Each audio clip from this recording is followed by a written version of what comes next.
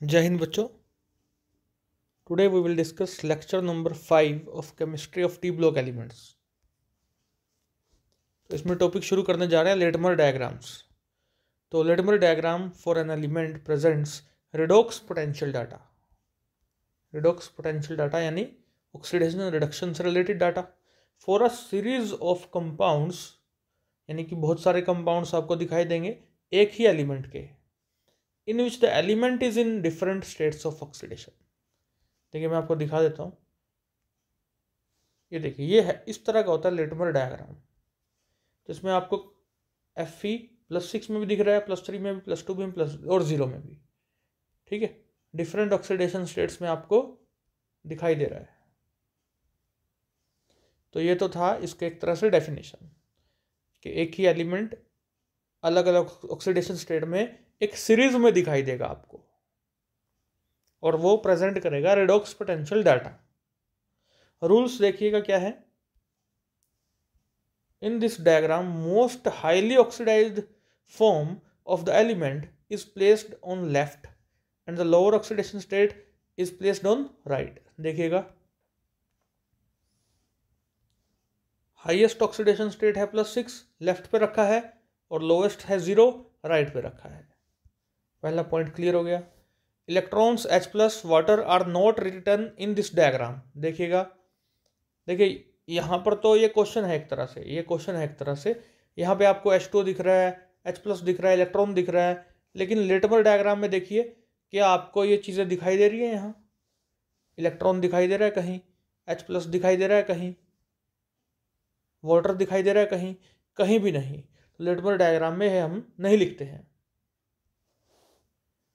ठीक है, दूसरा पॉइंट क्लियर हो गया। थर्ड पॉइंट देखिए, standard potential in volts is written on arrow. Arrow के ऊपर आप पोटेंशियल लिखेंगे।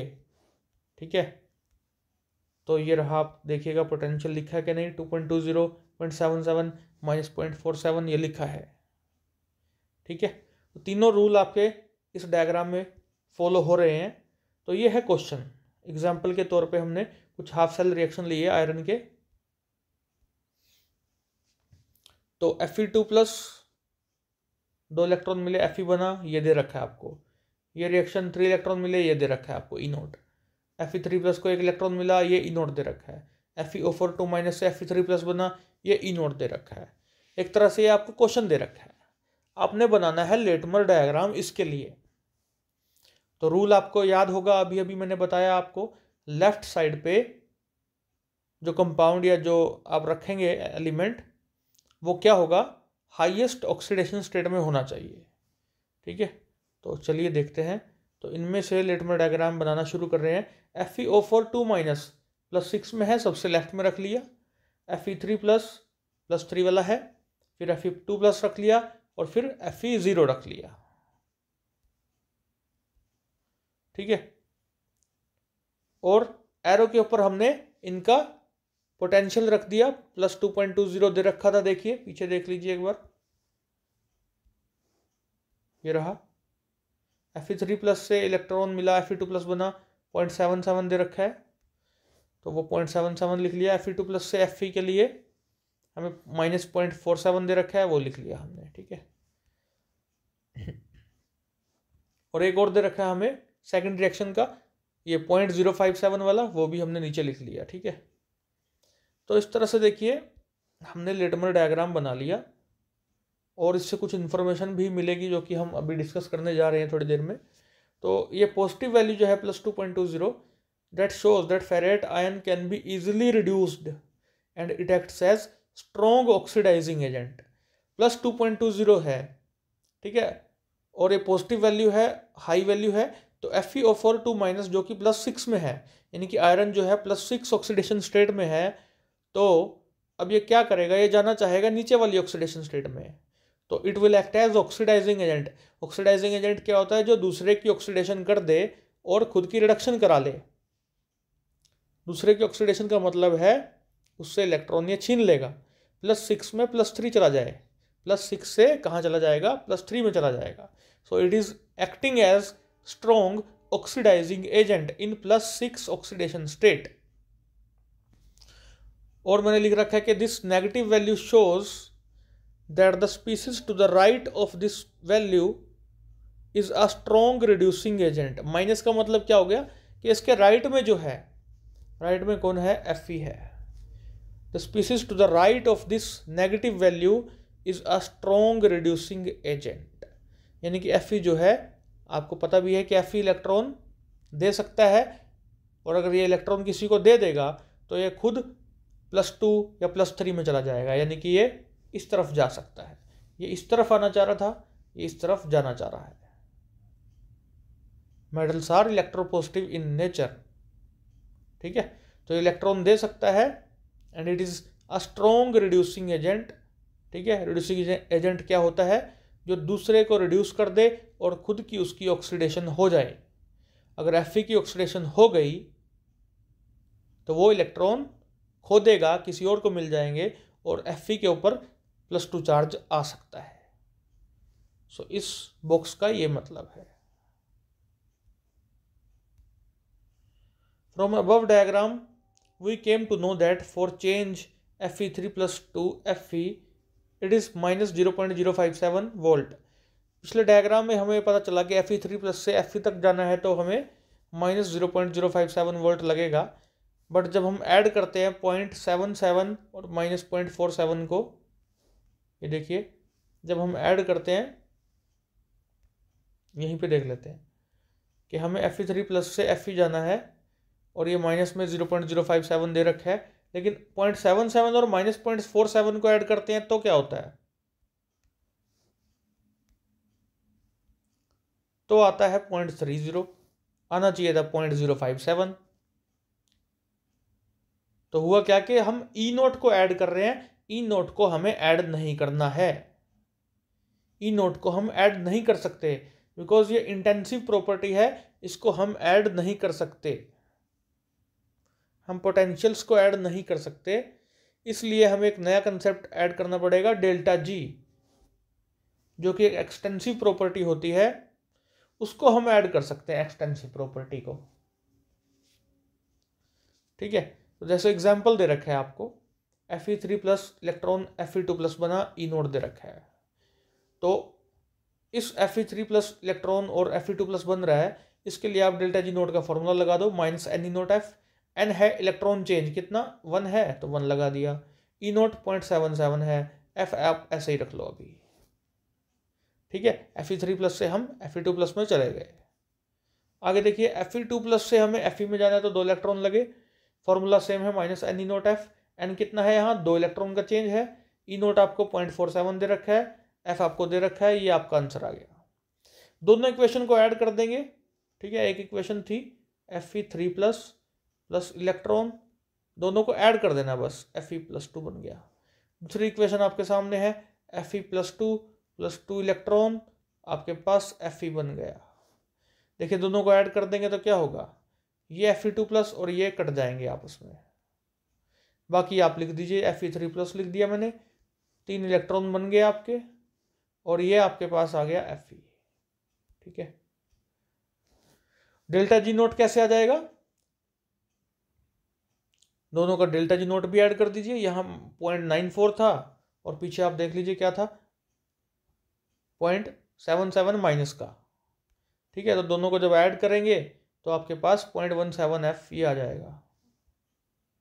हम आगे चले गए, हाँ ये रहा, तो आपके पास ये आ जाएगा डेल्टा जी नोट। अब फॉर्मूला आपको पता है, E0 is equal to delta G naught by -NF लिख सकते हैं आप।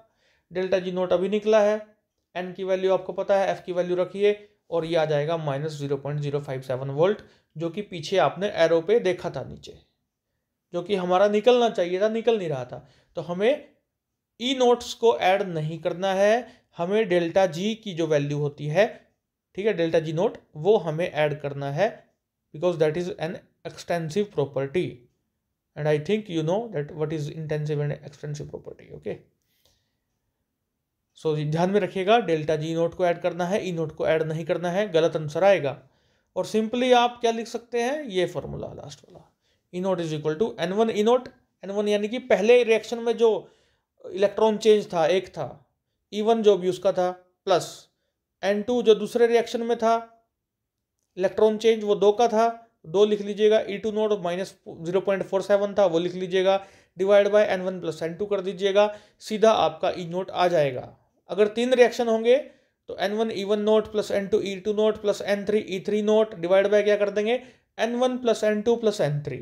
तो इस तरह से जितने भी रिएक्शंस आ जाएं आप ये फॉर्मूला अपने आप जनरेट कर सकते हैं, बना सकते हैं। डिसप्रोपोर्शनेशन क्या होता है?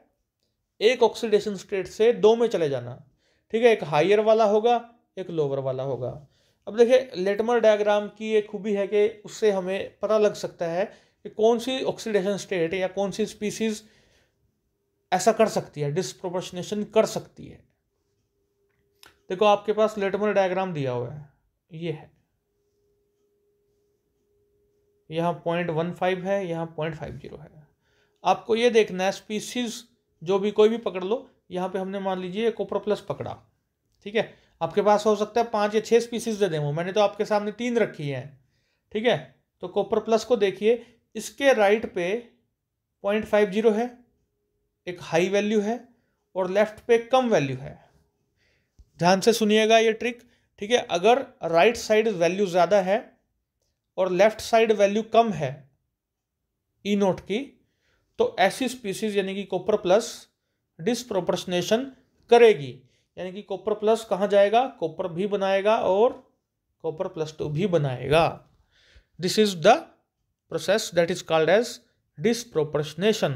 In this process, one species in one oxidation state decomposes to give both higher and lower oxidation state species. ध्यान में रखना इस बात को, राइट साइड पे वैल्यू ज़्यादा होनी चाहिए उसके, लेफ्ट साइड पे कम होनी चाहिए, वो स्पीसीज डिसप्रोपोर्शनेशन शो करेगी, ठीक है। कुछ और एग्जाम्पल आप किताब से देखिएगा, अब इसी ट्रिक के आधार पे आपके सोल्व हो जाएंगे। अब आता है फ्रोस्ट डायग्राम। ये भी एक प्लॉट है, एक ग्राफ है। सो it is the plot of product of oxidation number and reduction potential, ठीक है। ये देखिए आगे मैं आपको दिखा देता हूँ, ये प्लॉट है एन ई नोट और ऑक्सीडेशन नंबर के बिटवीन ये प्लॉट बनाया जाता है। तो एन ई नोट को क्या बोलते हैं हम, वोल्ट इक्विवेलेंट, इसको वोल्ट इक्विवेलेंट या एन ई नोट बोलते हैं। And it is the plot of oxidation number and reduction potential का प्रोडक्ट कर दिया अगेंस्ट ऑक्सीडेशन नंबर n। अब delta G naught minus N E naught F होता है, अभी थोड़ी देर पहले देखा था। यहाँ से माइनस एन ई नोट क्या आ जाएगा, delta G naught by F. From here we can say that N E naught is proportional to Gibbs free energy change. यहाँ से पता चल गया डेल्टा जी नोट और एन ई नोट प्रोपोर्शनल है directly, hence Frost diagram can be called as. तो हम Frost diagram को बोल सकते हैं it is the plot of Gibbs free energy against oxidation number, ये भी बोल सकते हैं। दूसरी डेफिनेशन मिल गई हमें। और इसकी वजह से हम कह सकते हैं most stable oxidation state will be the lowest in the frost diagram. ये आप ट्रिक कह लीजिए चाहे, ये लास्ट लाइन जो है, ठीक है, इसको ध्यान में रखिएगा कि लोवेस्ट जो भी होगी, जैसे आपके सामने मैं 3 ले लिया, मैंने NO ले लिया, NO2 माइनस ले लिया, N2O4 ले लिया। तो इन तीनों में लोवेस्ट कौन सी है नीचे की तरफ, जो भी इन तीनों में लोवेस्ट होगी, ठीक है। जैसे इन दोनों को ज्वाइन किया मैंने, NO और N2O4 को एक लाइन से, ठीक है, ये आप देख पा रहे हैं ग्रीन लाइन से इनको ज्वाइन किया मैंने, तो इनके नीचे लाई कर रहा है NO2 माइनस, इसलिए वो ज़्यादा स्टेबल होगा, ठीक है। तो ये एक एप्लीकेशन है इसकी, जिससे आप एकदम से पता लगा सकते हैं कौन सी ऑक्सीडेशन स्टेट ज़्यादा स्टेबल होगी। आपने बस 2 ऑक्सीडेशन स्टेट जो एक लाइन पे है उनको ज्वाइन कर देना है। अगर कोई ऑक्सीडेशन स्टेट, कोई स्पीसीज एक पर्टिकुलर ऑक्सीडेशन स्टेट में उससे नीचे है तो वो स्टेबल होगी, अगर ऊपर है तो अनस्टेबल होगी। जैसे मैंने मान लो N2H4 और N2 को ज्वाइन कर दिया, तो NH2OH ऊपर है तो ये अनस्टेबल होगी, अनस्टेबल। ये क्या है, NO2 स्टेबल है, ठीक है। इस डायग्राम की एप्लीकेशन है, खूबी है कि हम केवल डायग्राम देखकर पता लगा सकते हैं कौन सी ऑक्सीडेशन स्टेट में स्पीसीज स्टेबल है, कौन सी में नहीं है। इसके अलावा एक दो चीज और डिस्कस कर सकते हैं यहाँ पे, कि जो नेगेटिव स्लोप है, यानी कि ये जो लेफ्ट की तरफ लाइन टेढ़ी है ऐसे, और एक होती है ये लाइन जो राइट की तरफ है, पॉजिटिव स्लोप। दो तरह का स्लोप है अपने पास, नेगेटिव स्लोप या पॉजिटिव स्लोप। अब जहां पॉजिटिव स्लोप होता है ना ज्यादा, वहां पर वो कपल जो है that is liable to undergo reduction. जहां पर पॉजिटिव स्लोप होता है वो कपल रिडक्शन में जा सकता है। अब देखिए N2H4 और नाइट्रोजन, ये वाला कपल N2H4 और नाइट्रोजन, ये रिड्यूसिंग कपल है, ठीक है, क्योंकि इनकी जो स्लोप है वो नेगेटिव है। या NH2OH और N2 देख लो, ये वाला, ये भी क्या है,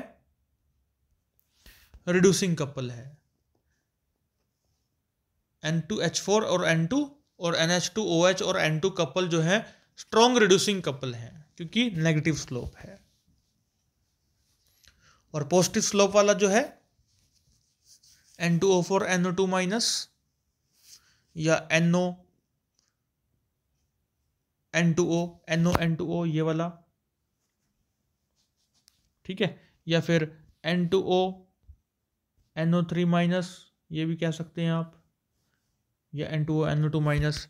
ये सारे जो पॉजिटिव लाइंस हैं आपके ये राइट साइड पे, ये क्या है आपकी ऑक्सीडाइजिंग कपल्स।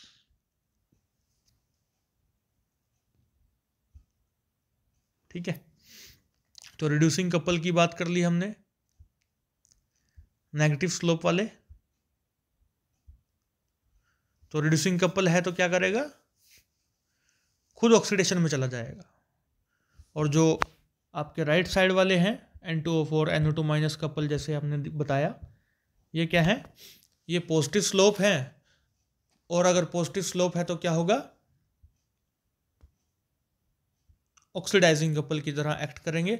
और ऑक्सीडाइजिंग कपल क्या करेगा, यानी कि पॉजिटिव स्लोप वाला या ऑक्सीडाइजिंग कपल क्या करेगा, लायबल टू अंडरगो रिडक्शन, यानी कि उनको वो रिड्यूस हो जाएंगे। ठीक है, इसीलिए तो बोल रहे हैं ऑक्सीडाइजिंग कपल, जो दूसरे की ऑक्सीडेशन करेगा वो उससे इलेक्ट्रॉन ले लेगा और रिड्यूस हो जाएगा। तो इस तरह से आप समझ सकते हैं। ठीक है, मेन जो खूबी थी इसकी वो क्या थी, एप्लीकेशन के 3 स्पीसीज आपको दे रखी है। मैं यहाँ दोबारा बना के दिखा देता हूँ। मान लो ये A है, ये B है, ये C है। तो आपने इन दोनों को ज्वाइन कर दिया, इन दोनों को ज्वाइन कर दिया। ये स्पीसीज जो B है इनसे नीचे है तो हम कहेंगे कि B स्टेबल है। अगर कोई D स्पीसीज ऊपर है तो हम कहेंगे D अनस्टेबल है, नीचे होना चाहिए लाइन के। ठीक है, और दूसरी खूबी बताइए आपको, स्लोप अगर पॉजिटिव है then the greater will be the oxidising power of the couple, और स्लोप अगर नेगेटिव है तो क्या होगा, the greater will be the reducing power of the couple, अगर they will be acting as strong reducing couple, अगर slope negative है reducing couple. ठीक है, तो तीनों चीज़ें मैंने काफ़ी बार रिपीट कर दी हैं, आई होप आपको समझ में आ गई होंगी। ठीक है, ग्राफ से ये चीज़ें देखने को मिल रही थी हमें, NO2 minus is present below NO and N2O4। देख लो, NO2 माइनस को शुरुआत में ही दिखा दिया था आपको। तो स्पीसीज जो नीचे होगी वो क्या होगी, ज़्यादा स्टेबल होगी, मैंने बात कर ली। ठीक है, और जो ऊपर होगी वो अनस्टेबल होगी। तो जो नीचे होगी वो ज़्यादा स्टेबल होगी and hence NO2 minus will be more stable. NO and N2O4 will undergo com proportionation. ठीक है, ये एक चीज़ और दिखा देते हैं, NO और N2O4, ये रहा NO, ये रहा N2O4 ऊपर, ये दोनों अनस्टेबल हैं, ऊपर की तरफ है, तो दोनों मिल करके NO2 माइनस बना देंगे। तो इसको बोलते हैं कॉम प्रोपोर्शनेशन। डिसप्रोपोर्शनेशन में एक चीज़ दो में बट जाएगी, और जब दो जुड़ करके एक बना रहे हैं तो com proportionation. N2O4 is above the NO2 minus and NO3 minus, ये आपको दिखा दिया। The species present above the line is unstable, बता दिया आपको। ठीक है, तो ऐसा होगा कि डिसप्रोपोर्शनेशन कर देंगे, ये बता दिया आपको कपल्स के बारे में आपको बता दिया, लार्ज पॉजिटिव स्लोप कब होगी, ठीक है, नेगेटिव स्लोप होगी तो क्या होगा, ये ऑक्सीडाइजिंग एजेंट है, ये रिड्यूसिंग एजेंट है, और ये काफ़ी बार मैंने बात कर ली है इसकी, ठीक है। So thank you very much. इसके बाद आप कुछ क्वेश्चंस की प्रैक्टिस कीजिएगा बुक से, ठीक है। देखिएगा कि कौन सी स्पीसीज नीचे है, जो नीचे स्पीसीज होगी फिर उस डायग्राम में वो मोस्ट स्टेबल ऑक्सीडेशन स्टेट होगी उस स्पीसीज की, जो ऊपर होगी वो अनस्टेबल होगी, ठीक है।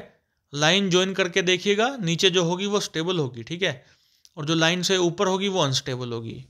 डिसप्रोपोर्शनेशन कौन दिखा रहा है, कॉम प्रोपोर्शनेशन कौन दिखा रहा है, ये चीज़ें आप इस डायग्राम से पता लगा सकते हैं बड़ी आसानी से, अगर आपको ये लेक्चर समझ में आ जाएगा तो।